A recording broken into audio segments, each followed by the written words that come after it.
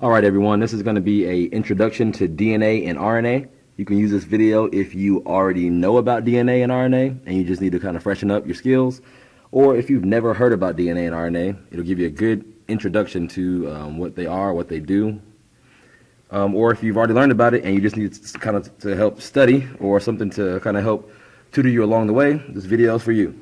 Let's get started. All right, first let's start off with what is DNA. What is DNA? First, it stands for deoxyribonucleic acid.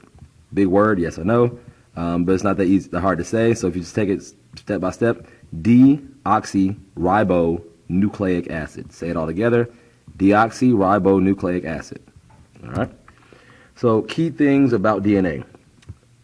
It is a it's a nucleic acid, which is a type of macromolecule. It is the genetic instructions for building proteins, which is basically how to make more of you. It's in every single one of your cells. A strand of DNA would look like this on paper, like say if you were doing an activity or an assignment, or if you were trying to copy or show how DNA is replicated, you would see a DNA strand like this. It is exactly what you see. It's AAC, CCG, GTC, TTA. All right.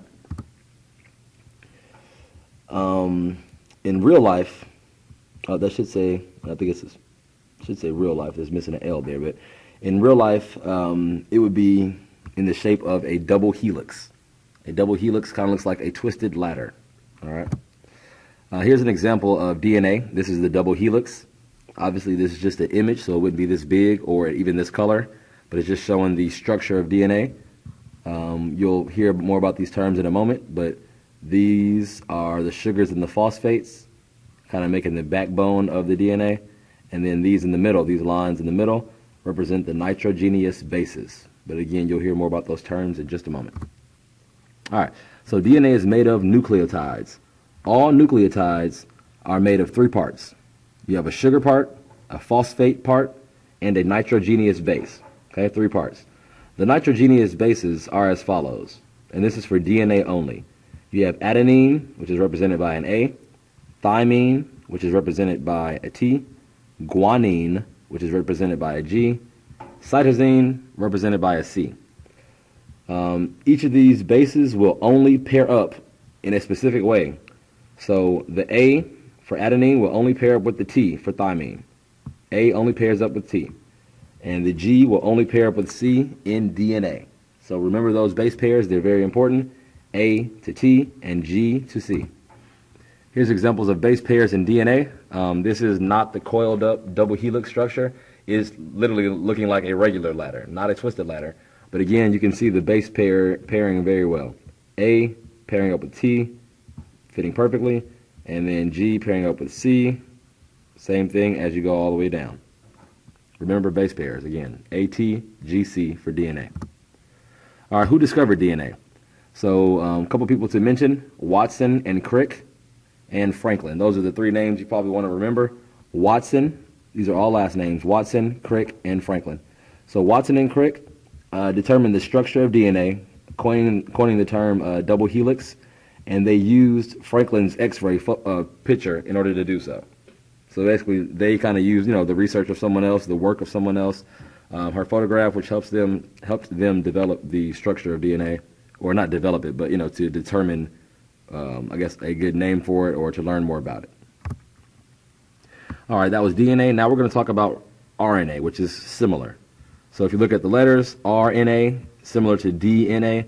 The only difference is the type of sugar that's in the molecule. So here you have the word ribonucleic acid, similar to deoxyribonucleic acid, but there's no deoxy part. So again, it's just ribonucleic acid. All right, a couple of key terms about RNA. RNA is also a nucleic acid, which is, again, a type of macromolecule. RNA is also made of nucleotides. So the nucleotide, that's the monomer for nucleic acids, which means nucleic acids are made up of nucleotides. You should remember that from any type of biochemistry when you talked about macromolecules. It's single-stranded, unlike DNA, which is double-stranded. So if you go back here, and see how DNA is double-stranded? There's two strands. There's one strand here, and then there's another strand here. RNA is single-stranded. All right.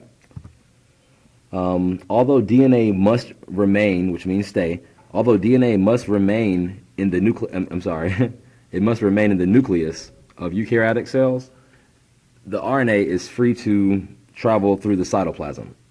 So it can basically move around the cell. DNA must stay put inside the nucleus. Here's an example of the structure of RNA. On the right, you have this single-stranded RNA. On the left, you have the double-stranded DNA. So a lot of things are the same. They have the same they have similar nitrogenous bases. They both have the helical shape. All right. So you can look at that graph. Kind of hard to see. Not graph, but the diagram. A little difficult to see, but it will get the picture across. RNA is made of ribose sugar, a phosphate group, and a nitrogenous base. So the nitrogenous bases are similar to DNA, but slightly different. You have the A for adenine, the G for guanine, the C for cytosine, but there is no thymine. Instead of thymine, there is uracil, which is represented by a U in RNA. So that changes the base pairs just a little bit. A pairs up with U now instead of T, and then G is the same. It pairs up with C. So for RNA, remember the base pairs A to U and G to C. All right, so here we go. Now we can review what we've learned. With these questions, you will choose either RNA or DNA.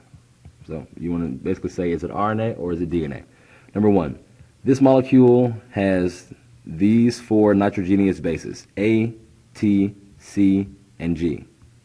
Okay, so find out which molecule, is it RNA or DNA, that has A, T, C, and G. You may need to rewind the video if you want. This molecule is single-stranded. Which molecule is single-stranded? Is it RNA or is it DNA? In RNA, what base pairs with adenine? So what pairs up with adenine in RNA?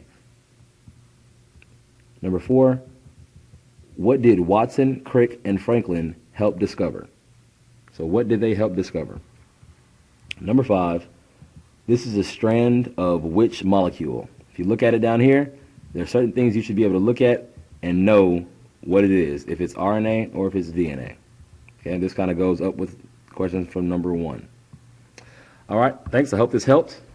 Ask your teacher for more instruction if you need it, or watch this video again, or make flashcards. Do whatever you need to do to make yourself successful. Thank you.